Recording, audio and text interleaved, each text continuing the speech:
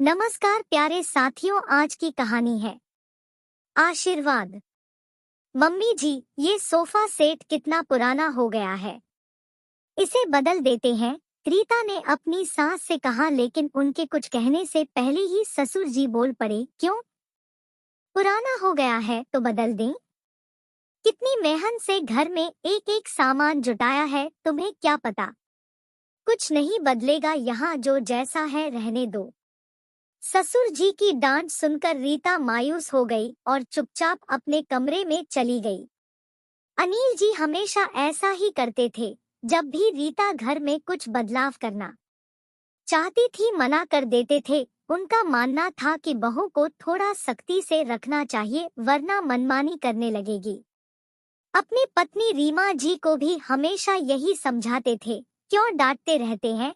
उसे कितनी प्यारी बच्ची है, कितना मान करती है, हमारा आप न थोड़ा चुप रहा करिए। कल को पलटकर जवाब देने लगी तो फिर मुझे मत कहना ऐसे कैसे जवाब दे देगी।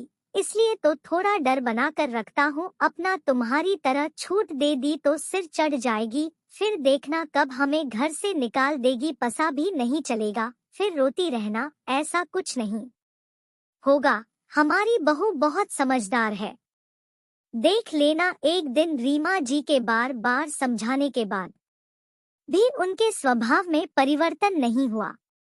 कुछ महीनों बाद एक बीमारी में रीमा जी ने अनिल जी का साथ छोड़ दिया। अनिल जी तो जैसे चुप ही हो गए, न किसी से बोलना न कुछ कहना। ऐसे समय में उनके बेटे और बहू ने सारी जिम्मेदारी अच्छे से निभाई। रीता ने बेटी की तरह उन्हें संभाला। ससुर जी के खानपान, दवा, सबका ख्याल रखते हुए सासुमां के सारे क्रियाकर्म भी अच्छे से निभाए।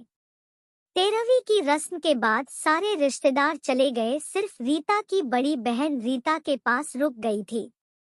उन्होंने रीता से कहा, रीता अब तो तेरी सासुमां का जो भी है सब तेरा ही है, तो अच्छे से संभाल ले सब। कहीं ऐसा न हो कि तेरे ससुर जी सारे गहने रुपए अपनी बहनों को दे दे। वैसे भी तुझ पर भरोसा नहीं है, उन्हें देखा नहीं कैसे अपनी अलमारी में ताला लगाकर रखते हैं। एक काम कर, तेरा कमरा भी छोटा है, तेरे ससुर जी को इतने बड़े कमरे का क्या काम? अब वो कमरा तू ले ले और ये कमरा ससुर जी को दे दे। बस करो दीदी, बहुत हुआ। मेरी सासुमां चली गई, इसका मतलब ये नहीं कि आप मुझे उटपटांग सलाह दें। किसने कहा आपसे पापा जी को मुझ पर भरोसा नहीं है? अब घर में इतने रिश्तेदार थे तो ताला मैंने ही लगाया था अलमारी में।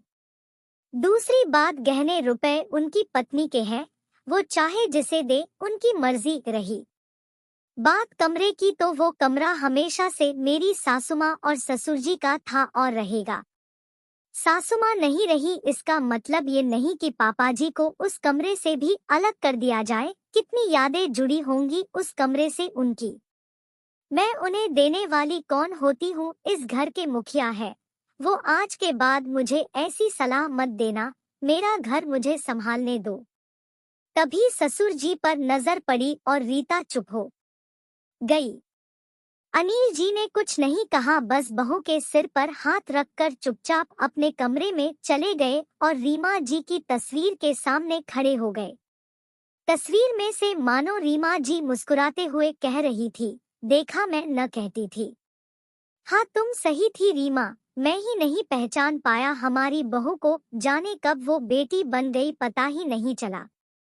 मैं अब से पूरी कोशिश करूंगा उसे तुम्हारे हिस्से का प्यार और आशीर्वाद भी दूं।